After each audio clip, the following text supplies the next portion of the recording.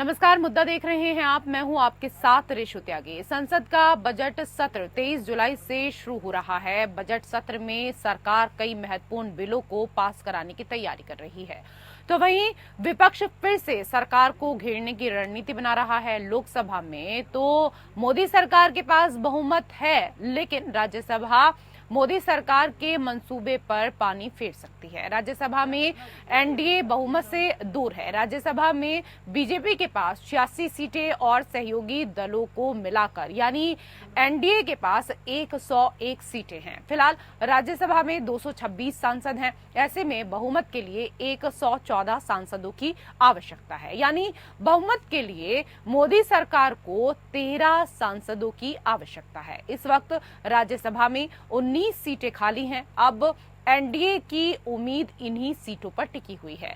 वहीं राज्यसभा में मोदी सरकार के पास बहुमत नहीं होने से विपक्ष काफी उत्साहित है। विपक्ष को लगता है कि वो सरकार को बड़े फैसले लेने से रोक सकता है।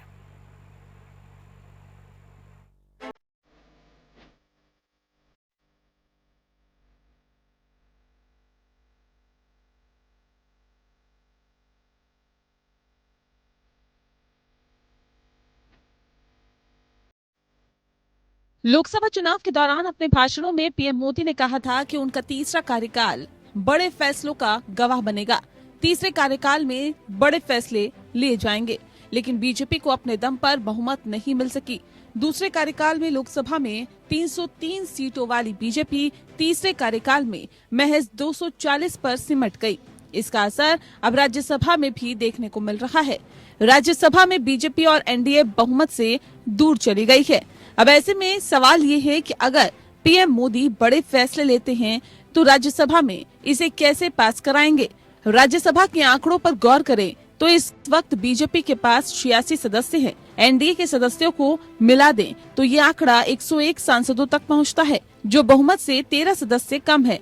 राज्यसभा के ये आंकड़े बता रहे हैं कि सरकार को बिल पास कराने में खासी परेशानी हो सकती है।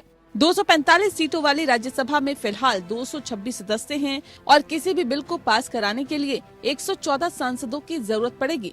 इस वक्त राज्यसभा में 19 सीटें खाली हैं। अब बीजेपी की सारी उम्मीदें इन्हीं 19 सीटों पर है। राज्यसभा में जो 19 सीटें खाली हैं, उनमें जम्मू कश्मीर से 4 और नामित सदस्यों की 4 सीटें हैं। वहीं बाकी की 11 सीटें अलग अलग राज्यों से है, जिसमें असम, बिहार, महाराष्ट्र, हरियाणा, तेलंगाना, मध्य प्रदेश, राजस्थान और त्रिपुरा का नाम शामिल है। इनमें से कई सीटें राज्यसभा सांसदों के लोकसभा चुनाव लड़ने और जीतने के कारण खाली हुई है। बीजेपी के नेतृत्व वाले एनडीए को संख्या बल के आधार पर बिहार, महाराष्ट्र और असम में 2-2 सीटें और हरियाणा, मध्य प्रदेश, राजस्थान, त्रिपुरा में 1-1 सीट जीतने का भरोसा है। यानी इन राज्यों से 10 सीटें बीजेपी और एनडीए के खाते में जा सकती है। 10 सीटें मिलने के बाद एनडीए के पास 111 सांसद हो जाएंगे और बहुमत के लिए 3 और सांसदों की जरूरत पड़ेगी। इसकी भरपाई मनोनीत सांसद कर सकते हैं। सरकार की ओर से 4 नए सदस्यों को मनोनीत भी किया जाना अभी बाकी है। आमतौर पर मनोनीत सदस्य सत्ता पक्ष के साथ होते हैं। हालांकि किसी भी पार्टी से खुद को संबद्ध करने या नहीं करने को लेकर वे स्वतंत्र होते हैं।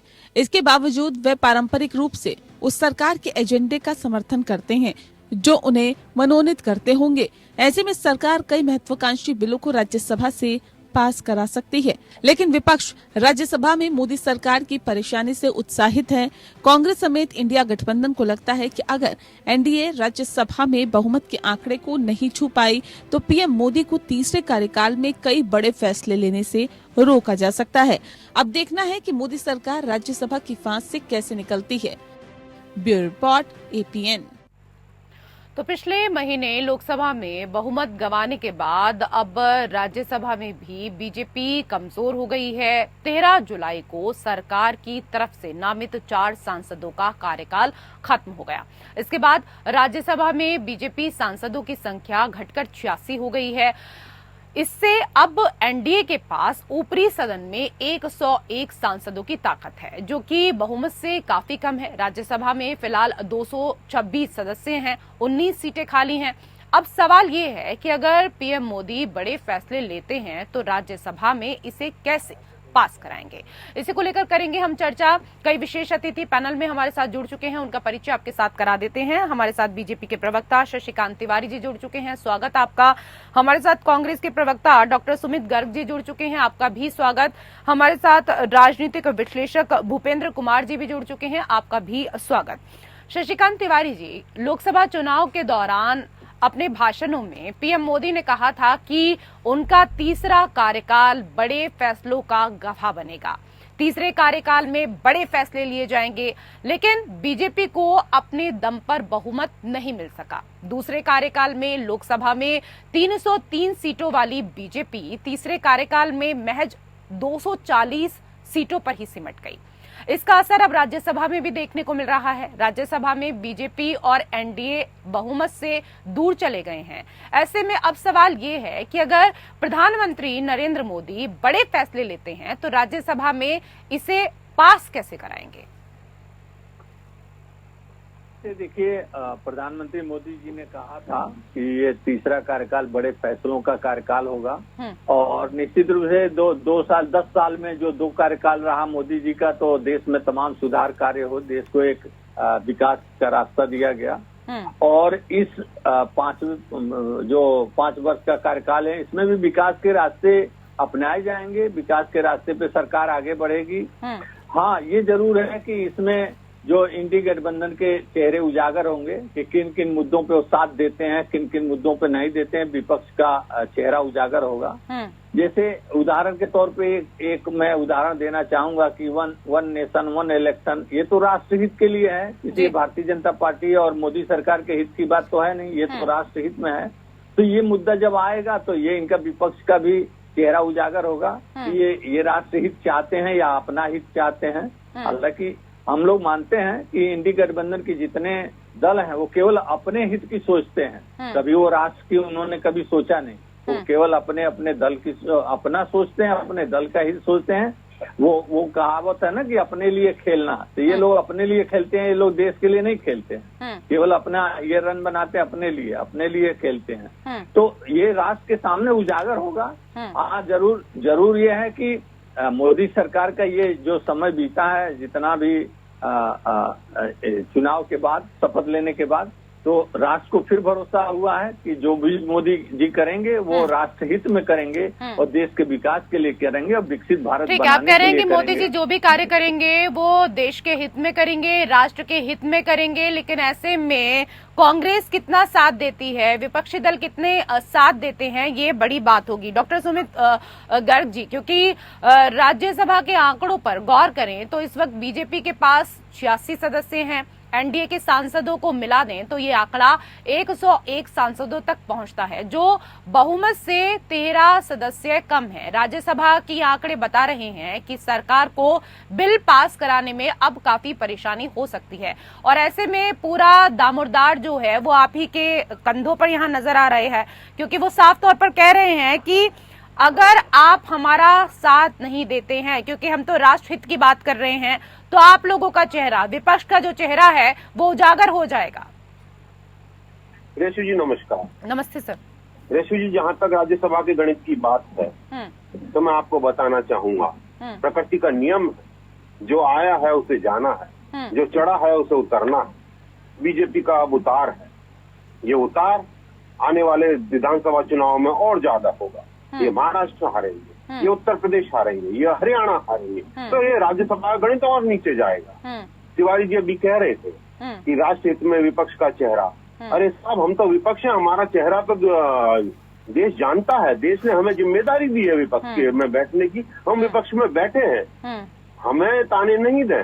आप सोचे उनकी कि जब चंद्रबाबू नायडू जी मुसलमानों को 5% आरक्षण देने का बिल लेके आएंगे तब आप क्या करेंगे? जब चंद्रबाबू नायडू जी 1 लाख रुपए प्रति मुसलमान परिवार को देने का बिल लेके आएंगे, जब आप कहाँ जाएंगे? जब आप यूसीसी का बिल लेके आएंगे तब चंद्रबाबू नायडू जी आपका साथ देंगे कि नहीं देंगे? नीतीश कुमार जी आपका साथ देंगे कि नहीं देंगे? आपको ये सोचना है। हमारी सोच छोड़ दीजिए। अरे हमने तो राष्ट्र हित में अपनी जानें गंवाई हैं। हमारी तो वो पार्टी है जिसने जिसके दो प्रधानमंत्री इस देश के लिए शहीद हो गए। हमें राष्ट्र को नहीं बताना कि हम क्या हैं। आप अपनी सोचिए साहब, घर में आप पे सेंध लग चुकी है और कहीं ना कहीं ये डूबता जहाज है। इन्होंने कहा ठीक है, कि एक मिनट में कंप्लीट कर देता हूँ। इन्होंने कहा कि ये बड़े फैसलों की सरकार होगी। मैं कह देता हूँ ये पूरी नहीं अपूर्ण सरकार होगी। ठीक है, यह पूर्ण सरकार होगी और इस बात को लगातार आप कहते हुए भी आ रहे हैं। आप कह रहे हैं कि कुछ ऐसे मुद्दे हैं जिन पर हो सकता है हम तो साथ दे दें, लेकिन आपके सहयोगी साथ देंगे या नहीं देंगे ये भी देखना बहुत जरूरी होगा। शशिकांत जी, इस पर मैं आपका जवाब लूंगी, लेकिन भूपेंद्र जी भी हमारे साथ जुड़ चुके हैं। भूपेंद्र जी, क्योंकि लोकसभा में साझे का बहुमत और राज्यसभा में संख्या की जद्दोजहद मोदी सरकार के लिए फैसले लेने में बड़े फैक्टर होंगे, आप इसे कैसे देखते हैं? बिल्कुल वाजिब बात है कि राजनीति में उच्च सदन में बहुमत बिल पास कराने के लिए उनको बहुमत चाहिए और निश्चित रूप से बहुमत के लिए 114 आंकड़ा चाहिए। उनके पास 101 का आंकड़ा है और 14 के लिए अभी 19 सीटें खाली हैं, जिनमें 14 के लिए नोटिफिकेशन जारी हो चुका है। तो अब जिसमें 4 सीटें नॉमिनेशन वाली हैं और बाकी अन्य राज्यों से होना है, जो 7 राज्यों में चुनाव होने हैं। तो आंकड़े तो दूर हैं, लेकिन राजनीति में अब देखिए कौन प्रतिनिधि चुन के आते हैं, किस तरह से, ये तो अभी जब तक अपने सदस्य नॉमिनेट नहीं कर लेंगे, जब तक बिल लाने की कोशिश भी नहीं करेंगे। और उसके बाद किस तरह से, क्योंकि कांग्रेस के 36 हैं, 13 टीएमसी के हैं और बाकी सपा के हैं, कुछ अन्य दलों के जो हैं। तो निश्चित रूप से ये राजनीति में कैलकुलेशन और गुणा भाग का तो समीकरण बनेगा। तो हो सकता है कुछ समझौता करना पड़े, क्योंकि राजनीति में जब सरकार पूर्ण बहुमत में नहीं होती तो निश्चित रूप से समझौते होते हैं और बड़े बिल लाने के लिए इनको निश्चित रूप से अपने तैयारी करनी पड़ेगी और उनसे कुछ गेट टुगेदर करना पड़ेगा, जिससे कुछ उनको देना पड़ेगा या फिर उनको लंबित रखना पड़ेगा बिल को। और अभी जब तक ये चुनाव नहीं हो पाते और ये नॉमिनेट और जो अन्य राज्यों के जो चुनाव होने हैं, जो जम्मू कश्मीर में तो है ही नहीं, 4 विधानसभा को छोड़ दें हम, तो उसके बाद का समीकरण कुछ बनेगा। तो उस समीकरण में तब भी बहुमत नहीं आ रहा है एनडीए के पास। तो निश्चित रूप से वो डिपेंड तो रहेंगे इन पे और कुछ मुद्दों पे हो सकता है रायशुमारी बन जाए और कुछ में तो नहीं बनेगी, जैसे सीए वगैरह हैं और भी कई चीजें हैं जिनमें आगे वाले जो मुद्दे में लाना चाहते थे। तो की बात है कि डगर बहुत कठिन है और उसके लिए सत्ता को पार्टी को अपना जो निम्न सदन है उस पर भी जो एक तरफा कार्रवाई है उस तरह से काम करने के, तो उसमें लचीलापन तो लाना पड़ेगा, क्योंकि इस समय जो समीकरण बन रहे हैं बहुमत के तो बहुत दूर हैं।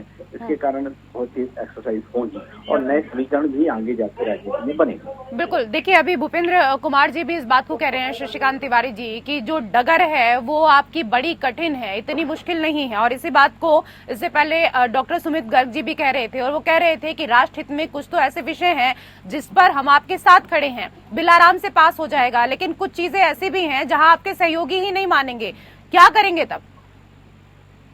सवाल रेशु जी मुझसे है? जी शशिकांत जी। जी देखिए, कुछ मुद्दे ऐसे होंगे जिसमें हो सकता है कि इंडी गठबंधन में कुछ लोग ऐसे उस गठबंधन की कुछ पार्टियां होंगी जो हमारे को समर्थन कर सकती हैं। दूसरी बात, जो अभी कांग्रेस के साथी कह रहे थे कि विधानसभा में सब हारेंगे, अरे भाई महाराष्ट्र भी हारेंगे, अभी नाम भी ले रहे थे महाराष्ट्र का, हरियाणा का भी लिया सर, यूपी का भी लिया है।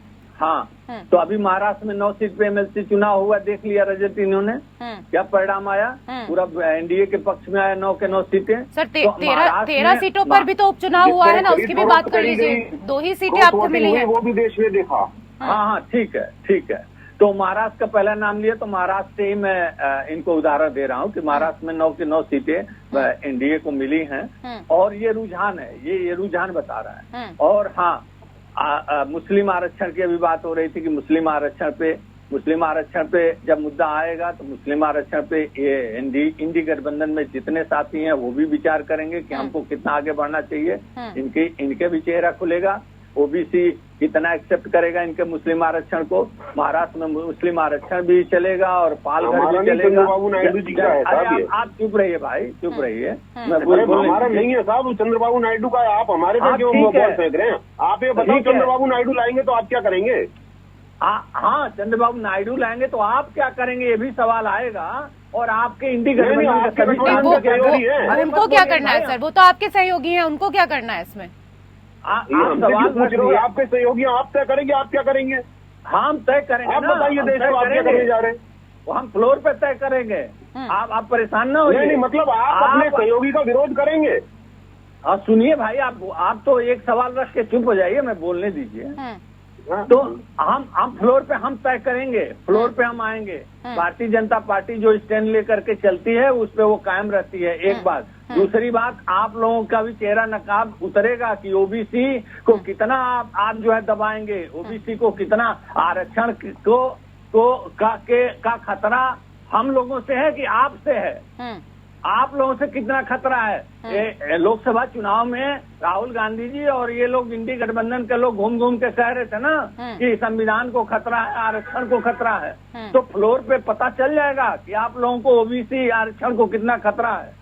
ये आएगा आप लोगों के गठबंधन के दल के भी, इंडी के भी लोग। जातिगत जनगणना करा लीजिए, ठीक है, तमाम चीजें हैं। देखिए, लोकसभा में आप संख्या संभाल ले गए हैं, ठीक है, आप संख्या संभाल ले गए हैं लोकसभा में तो, लेकिन राज्यसभा में आपकी स्थिति से हमेशा आपको जो संभल कर चलना होगा आने वाले समय में भी, क्योंकि कांग्रेस ने तो अभी से आपके लिए फैसलों पर समीक्षा का दबाव बनाना शुरू कर दिया है। सर रेसू जी, लोग विधानसभा के चुनाव आ रहे हैं, विधानसभा के चुनाव के परिणाम बताएंगे। अभी हमारे साथी ने कहा कि अभी तो जल्दबाजी होगा चुनाव के पहले कहना। हाँ, तो ठीक है ना सर। अभी तो देखिए, उत्तर प्रदेश में तो 2027 में चुनाव होने हैं, लेकिन अभी से फूट पड़नी शुरू हो गई है उत्तर प्रदेश में। आपके विधायक ही कह रहे हैं कि 2027 में हमारी सरकार नहीं आने वाली है। उप मुख्यमंत्री लड़ रहे हैं। नहीं, ये लड़ना नहीं है। ये जो है उत्तर प्रदेश में समीक्षा हो रही है कि किस दिशा में मतलब समीक्षा लखनऊ से दिल्ली तक पहुंच गई क्या सर? जब जेपी नड्डा कार्य समिति की बैठक में आए थे और उन्होंने मुलाकात की थी, सभी लोगों से बात की थी, पर अचानक ऐसा क्या हो गया कि केशव प्रसाद मौर्य को वापस से जेपी नड्डा से मुलाकात करने के लिए पहुंचना पड़ा? 3 दिन के भीतर 2 मुलाकातें। वो कह रहे हैं कि सरकार से बड़ा संगठन है, तो इस तरह की बातें करेंगे तो आपके घर में जो खिचड़ी पक रही है, जो खींचतान हो रही है, उसकी सुगबगाहट आप सोचें कि बाहर ना आए, तो ऐसा कैसे संभव है? वो तो बाहर आएंगी ना सर। देखिए, राष्ट्रीय अध्यक्ष हैं जेपी नड्डा जी, राष्ट्रीय अध्यक्ष हैं। वो किसी को कभी भी बुला करके कभी भी बात कर सकते हैं। जो हमारे संगठन के पदाधिकारी हैं या संगठन भारतीय जनता पार्टी की जो सरकार है उसमें जो लोग मंत्री हैं, उप मुख्यमंत्री हैं, मुख्यमंत्री हैं, कभी किसी को बुला करके 1 बार 2 बार 4 बार वो बैठक कर सकते हैं। चलिए ठीक है, ये विधानसभा चुनाव तो क्योंकि अभी थोड़ा दूर है, उसको लेकर तो हम चर्चा करेंगे आपसे, लेकिन राज्यसभा की अभी यहाँ पर बात तो हो रही है और राज्यसभा के गणित को समझने की लगातार हम यहाँ कोशिश भी कर रहे हैं। भूपेंद्र कुमार जी हमारे साथ जुड़े हुए हैं। भूपेंद्र जी, क्योंकि जो सीटें खाली हैं या नामित होनी है, उससे बीजेपी कितना भरपाई कर सकेगी? क्या बीजेपी बहुमत के निकट पहुंच सकेगी? देखिए, जो नामित वाली सीटें हैं वो सरकार के साथ, सरकार विभिन्न क्षेत्रों में जो दक्ष होते हैं उन लोगों को नॉमिनेट करती है और वो विचारधारा से जुड़े होते हैं, उनके कारण ही होता है। तो उसमें 12 सीटें हैं जिसमें राष्ट्रपति करती है, सरकार अनुशंसा करती है, उस तरह से। तो 4 सीटें तो वो उनकी पक्की हैं, क्योंकि वो नॉमिनेट करेंगे तो वो उन्हीं के लोग होंगे, उनके पक्ष में मतदान करेंगे। और बाकी जो सीटें हैं उनमें क्योंकि विपक्ष भी अपनी सीटों पर दावेदारी कर रही है, जैसे बिहार, महाराष्ट्र और असम में 2-2 सीटें हैं, वहां पे हरियाणा, मध्य प्रदेश, राजस्थान और त्रिपुरा में 1 सीट में आने की संभावना है। तो इसकी कैलकुलेशन बन नहीं रहा कि जो बहुमत के लिए 114 चाहिए तो वो 111 तक पहुंचेगा। अब राजनीति में समीकरण कहीं भी बैठ सकते हैं। देखिए, हम राजनीति की जो अभी स्थितियां समझ रहे हैं, उस स्थितियों से भी अनुकूल काम हो सकते हैं। कुछ लोग जो होते हैं, जो अपने राजनीतिक भविष्य को देखते हैं, वो वेद के विरोध में भी काम करते हैं, सदन में आते भी नहीं हैं, तो उसका भी फायदा मिलता है। तो इस तरह की भी संभावना होती है। तो इस तरह से भी कैलकुलेशन हो सकता है राजनीति में। और सत्तारूढ़ पार्टी होती है, उसके पास थोड़ा सा एक मायाजाल तो होता ही है सत्ता के विभिन्न उपक्रमों से फायदा पहुंचाने का, और वो अपना कैलकुलेशन करने में समर्थ भी रहते हैं, कई बार नहीं भी हो रहते हैं। लेकिन ये सरकार जो मोदी जी की तीसरी बार की सरकार है, और मोदी जी हमेशा कैलकुलेशन पे चलते हैं कि इस पे नहीं, जैसे कि अटल जी की एक बोट से सरकार जब गिर गई थी तो वो अगर चाहते तो वो अरेंज कर सकते थे, लेकिन उनके साथ हाँ कह दी थी भाजपा ने और उस तरह से वोट नहीं दिया था। लेकिन जे मोदी जी की सरकार है वो बिल्कुल कैलकुलेशन से चलेंगे और निश्चित रूप से जब उनको बहुमत लगेगा कि राज्यसभा में है तो उसी टाइम वो बिल को मूव करेंगे और उस टाइम वो ला पाएंगे, क्योंकि उनके पास जो राजनीतिक इच्छा शक्ति और जिस तरह से वो कैलकुलेशन के हिसाब से काम करते हैं, और अमित शाह जी हो या फिर उनका संगठनात्मक पहलू हो, तो पक्की बात है कि वो अपना बहुमत के लिए वो हमसे ज्यादा वो भी चिंतावान होंगे। हम तो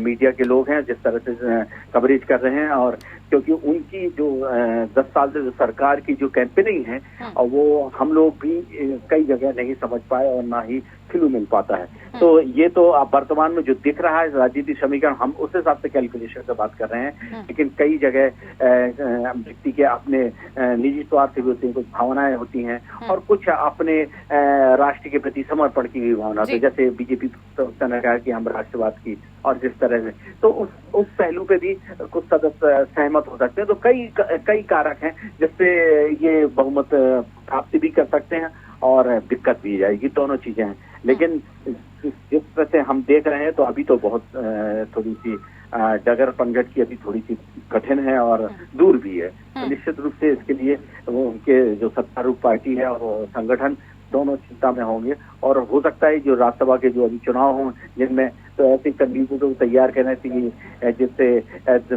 विपक्ष में दरार बन जाए। कई जगह राज्यों में जैसे मध्य प्रदेश में हमने देखा तो उन्होंने ऐसे, गुजरात में देखा, ऐसे कैंडिडेट को खड़ा कर देते हैं जिससे वो उन्हीं की पार्टी को और अपने बहुमत से उसको जिता लेते हैं। तो ऐसी कई संभावनाएं हैं, और इन संभावनाओं पे ही हम आगे के उच्च सदन में इनके बहुमत की बात कर सकते हैं। और निश्चित रूप से विपक्ष भी आज बड़ी ताकत में है, तो वो भी पूर्णतः उनके नेटवर्क को समझता है और जानता है, तो वो भी कोशिश करेगा कि हमारा दबदबा बने रहे और हमारे बिना ये कोई बिल पारित न करा पाए, जिससे उसकी पहुंच और उनकी पकड़ भी मजबूत होगी। बिल्कुल, विपक्ष का दबदबा तो साफ तौर पर देखने को मिल रहा है कि अभी के जो हालात हैं उसको अगर देखें हम यहाँ पर तो विपक्ष काफी मजबूत नजर आ रहा है।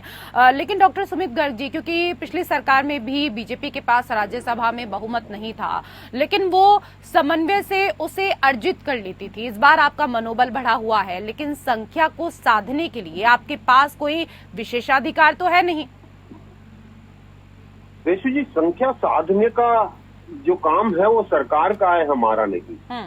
हमारा काम सरकार को संविधान से छेड़छाड़ अगर ये न करे तो हम कोई आपत्ति नहीं है, लेकिन अगर ये करेंगे तो हम इनको रोकेंगे और उसके लिए बाकी दल भी साथ आएंगे। मैं आपको बता देता हूँ कैसे आएंगे। अगर आज ये चाहते हैं कॉमन सिविल कोड लेके आ जाए, वन नेशन वन इलेक्शन पर तो आ गई है, ये कॉमन सिविल कोड की बात करी थी, अब क्यों नहीं लेके आते? ये नहीं ला सकते उसको, उनको पता है इनके साथ ही साथ नहीं देंगे। हमारी तो बात छोड़िए, इन्होंने बात करी महाराष्ट्र की। अरे साहब, महाराष्ट्र में अभी लोकसभा चुनाव हुए थे, जनता का मैंडेट वो था।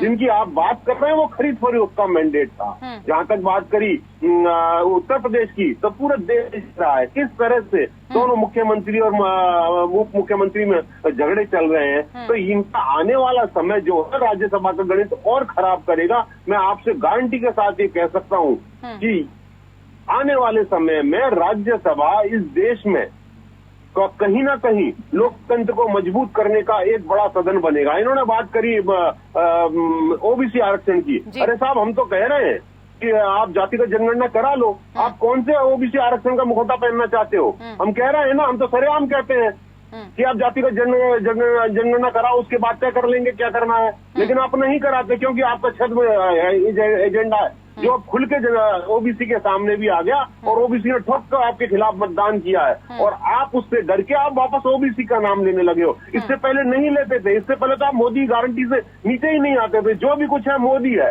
लेकिन अब शुक्र है इस देश की जनता का, धन्यवादी हूं मैं इस देश की जनता का कि जिन्होंने इनको ये पाठ पढ़ाया कि इस देश में लोकतंत्र से बड़ा कुछ नहीं। जो लोकतंत्र या लोकतंत्र के जो सिद्धांत है उनसे छेड़खानी करेगा, इस देश की जनता उसको जवाब देगी। यही जनता ने जवाब लोकसभा चुनावों में दिया है और आने वाले समय में विधानसभा चुनावों में देकर राज्यसभा का गणित इनका और खराब होगा और अंततः यह पूर्ण सरकार अपूर्णता के चलते चली जाएगी। ठीक है, आपके 400 पार का नारा जो है शशिकांत तिवारी जी आपको भारी पड़ गया, और इसी मुद्दे को लोकसभा चुनाव के दौरान किस तरीके से कांग्रेस और अन्य दलों ने उठाया, कहीं ना कहीं इसका खामियाजा भी आपको उठाना पड़ा। अभी भी ये कह रहे हैं कि संविधान के साथ आप छेड़छाड़ करेंगे तो इसी तरीके से आपको जवाब मिलता रहेगा, और राज्यसभा का गणित अब आपके लिए आने वाले समय में और बिगड़ता हुआ नजर आएगा। सर, संक्षेप में जवाब दे दीजिए। देखिए, ये लोग अफवाह फैलाने में माहिर लोग हैं, और अफवाह में ये लोग सफल भी हुए इस बार। मोदी जी ने बार बार चुनाव में कहा कि कोई संविधान से छेड़छाड़ नहीं होगा, और ये बार बार देखिए चुनाव के पहले भी कहते थे संविधान छेड़ भी कह रहे हैं संविधान छेड़छाड़ होगा। संविधान से छेड़छाड़ किसी ने किया? तो इंदिरा गांधी ने कहा, नेहरू जी ने किया, राजीव गांधी ने किया। मोदी जी ने कब छेड़छाड़ किया? एक बार। दूसरी बात ये, इनका जवाब जरा मैं दे दूं रेसू जी, ये बार बार लड़ाई लड़ाई कह रहे हैं। ये लड़ाई कांग्रेस की परंपरा है, भारतीय जनता पार्टी अनुशासित पार्टी है। लड़ाई डीके शिव कुमार कर्नाटक में लड़ेंगे, और उसके बाद से यहाँ अशोक गहलोत और पायलट लड़ेंगे, और वहाँ सिद्धू और अमरिंदर सिंह लड़ेंगे पंजाब में। तो इनको लड़ाई का हश्र ये लोग भोग चुके हैं। लड़ाई भारतीय जनता पार्टी अनुशासित पार्टी है, लड़ाई न करें, ये परंपरा आपकी है। हाँ, एक बात जरूर है कि विदेशों से कुछ फंड आए थे चुनाव में भी, कहीं सोरोस ने भेजा, तो कहीं फॉक्सफोर्ड फाउंडेशन ने भेजा। सर, मैंने कहा संक्षेप में, क्योंकि समय का अभाव है, माफी चाहूंगी और समय आप लोगों को नहीं दे पाऊंगी। बहुत बहुत धन्यवाद आप सभी का हमारे साथ इस चर्चा में जोड़ने के लिए। मुद्दा में मेरे साथ फिलहाल इतना ही। नमस्कार।